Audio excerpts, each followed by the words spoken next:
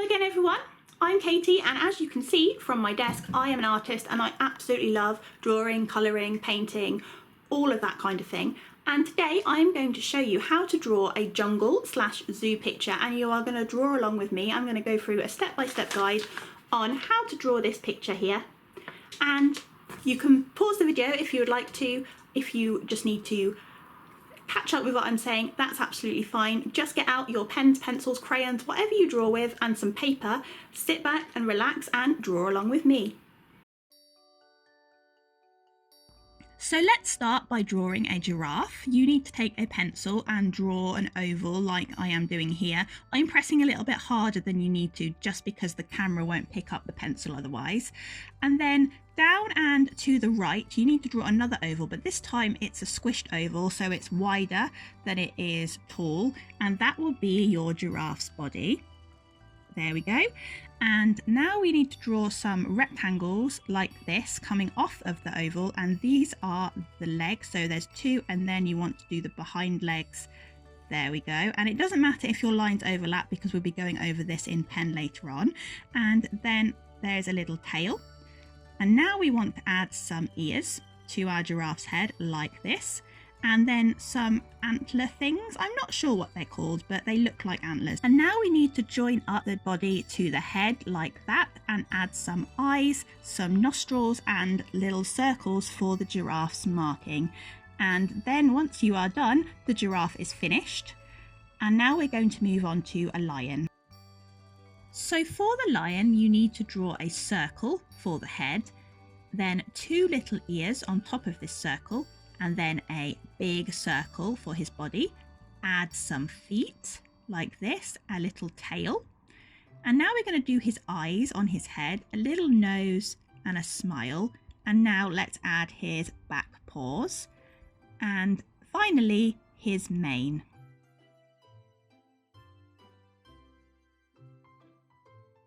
So now I'm going to show you how to draw a panda. So we need his head, so another circle again, and now his arms, which is like two jelly beans underneath it, then his body, then some paws, and let's add some bamboo. So we want a rectangle coming out of one of his arms, and then two leaves coming off of that. Now we want to do two big ovals in his head, and then fill these ovals with another circle, because those will be the patches of his eyes, and then a nose, and then a little mouth, and finally his little ears. Now let's add a little tortoise. So you need to do a curved line and then some wiggles to attach the curved line so you get a nice shape. Add a head, some feet, and a little tail out of the shell, and then you need to add onto the shell some markings like this. There we go. And finally add an eye to the head like that, and a little smiley face. And there we have a tortoise. So let's add a little monkey swinging from a tree. So let's start with a circle for the head, and then an M shape inside the circle, two ears like that, some eyes like that, a cheeky little smile, then his body coming off his head like that, two arms and some sausage fingers coming out the body like this. There we go. And a leg with a foot, sausage feet. There we go. And then finally his tail coming off the page so it looks like he's hanging. So let's add a wiggly snake. So let's do a long wiggly line, and then the same wiggly line underneath, and then his head like that. Then some eyes, some little nostrils, and don't forget his little tongue. And then we want to add another wiggly line to do his belly like that. So, and then in that section do some little lines, and that will be the snake's belly, all the way around, all the way up the wiggle, and then some circles to add the markings all the way along the wiggle again. And then we have a very, very wiggly snake. Now let's draw an elephant. So you want to draw a circle and you want to do a number 3 on the right and a backwards number 3 on the left to make his ears. Then you want to add his trunk at the end of the circle like that. And then you want to add 2 little tusks either side of the trunk like that. And it doesn't matter again that the lines are overlapping because they will be rubbed out later. Now do his 2 little eyes like this. Add some lines going down his trunk for his wrinkles. And then you want to do a body, same as with the giraffe. And add the legs the same as we did with the giraffe, and also add a little tail. And there we have our nice friendly elephant. And finally, we're going to add a flamingo. So let's do a body a bit like a big leaf shape, and then a curve up for the long neck, and then curve back down to the body like so. Add 2 sticks for legs and add some feet, but the second leg we're going to bend like this and then add the foot and bring it all the way back up to the body. And then we're going to add his beak like this and an eye so he can see, and finally add a little wing inside of the body like this. And that's all of the animals done.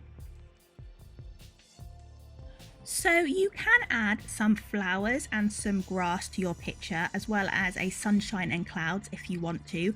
I have a small tip for you. If you draw some blades of grass by the feet of your animals, it will look like they are standing nicely on the ground.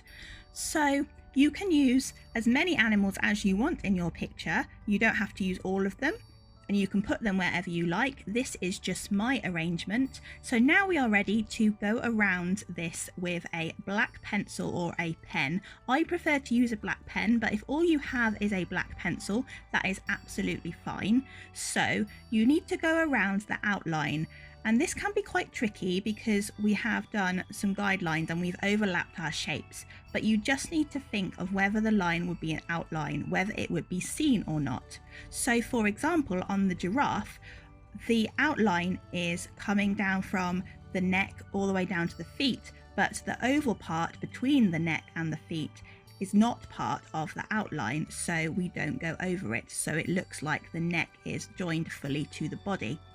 And you just have to be very careful here, but you can do it because you have drawn the guidelines and you can make a really nice picture if you just concentrate. Maybe get an adult to help you if you are a little bit unsure of whether to go over the line or not. So I'm just going over the monkey here, cheeky little monkey that he is, because all monkeys are quite cheeky. So just take your time with the outline, think carefully. And once you have done your entire outline in black, you can then erase all the pencil lines. So that is why I said at the very beginning that you need to press lightly. I was pressing harder because the camera wouldn't pick it up otherwise. But if you press lightly, you will be able to erase your guidelines with absolutely no problem whatsoever. So finally, just finishing off the Wiggly Snake with my black pen, going in, making sure all the lines are drawn nice and neatly. And then you will be ready to colour in your picture. You can colour in your picture with some crayons, some felt tip pens, or some pencils, or even if you have some special art supplies, because I have some very special glittery gel pens. So I decided to use those on parts of the animals, and I just had a lot of fun colouring in the picture. And once you have coloured in your picture, you will have a very nice zoo/jungle picture that you can put on your wall or on your fridge.